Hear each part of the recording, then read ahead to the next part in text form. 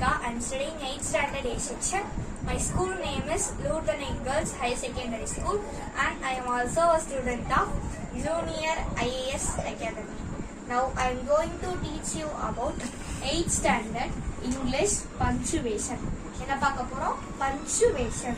Punctuation அப்படின்னா நீங்க ஒரு சென்டென்ஸ் இருக்கு, அந்த சென்டென்ஸ்ல ஒரு இம்பார்ட்டன்டான வேர்டை மட்டும் தனியா குறிக்கிறதுக்கு பேர் தான் பஞ்சுவேஷன். இந்த பஞ்சுவேஷன்ல நிறைய சிம்பிள்ஸ் இருக்கு. இந்த சிம்பிள்ஸ் பத்தி தான் நம்ம பார்க்கிறோம். ஃபர்ஸ்ட் ஒன் வந்து காமர்ஸ். ஃபர்ஸ்ட் ஒன் என்னது? காமர்ஸ். அதாவது ஒரு டாட் வச்சு இப்படி கம்மா போடுவோம். ஃபர்ஸ்ட் ஒன் என்னது? காமர்ஸ். இந்த காமர்ஸ் எதுக்கு யூஸ் பண்ணுவாங்க அப்படின்னா, நீங்க ஒரு சென்டென்ஸை க்ளோஸ் பண்ணும்போது அவனுக்குள்ள ஏதாவது ஒரு இம்பார்ட்டன்டான வேர்டு இருந்துச்சுன்னா அந்த வேர்டுக்காக அந்த காமர்ஸ் யூஸ் பண்ணுவாங்க. அப்புறம் செமிகாலன். செமிகாலன் அப்படின்னா இப்ப ரியா வாஸ் ஈட்டிங், எனக்கு ஒரு டாட் வச்சுட்டு அப்புறம் ஒரு செமிகாலன், அதாவது ஒரு கம்மா போடுவாங்க. இதுக்கு பேர் தான் செமிகாலன். அதாவது ஒரு டாட்டு அப்புறம் கம்மா.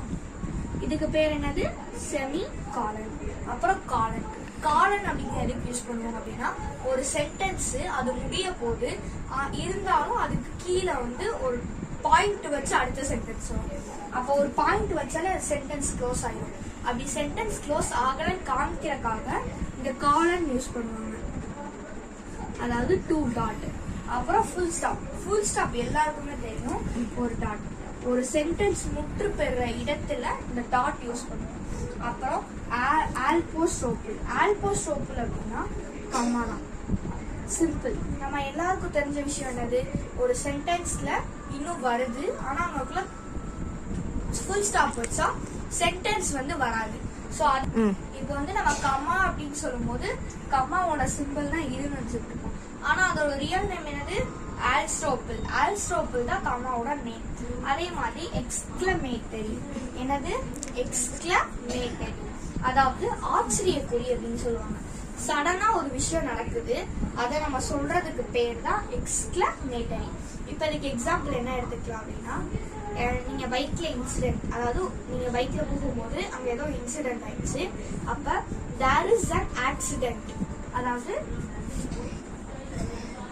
there is an accident அப்படின்னு சொல்லுவோம்ல. அப்ப அந்த இடத்துல எக்ஸ்கிளமேட்டரி வைப்போம். அது ஏன் அந்த இடத்துல எக்ஸ்கிளமேட்டரி வைக்கிறோம் அப்படின்னா, நீங்க ஒரு ஷாக், அதாவது ஒரு எக்ஸ்பிரஷனோட சொல்லுவீங்க. அங்க பாருங்க ஒரு ஆக்சிடென்ட். இப்ப சின்ன பிள்ளைங்க அப்படின்னு எடுத்துட்டோம் அப்படின்னா, அங்க ஏதாவது சண்டை அந்த மாதிரி நேரத்துல நம்ம ஒரு சண்டை போகுது, வா போய் பார்க்கலாம், அந்த இடத்துல நம்ம ஒரு எமோஷனோட சொல்லுவோம். அதாவது அப்புறம் கொஸ்டின் மார்க். என்னது?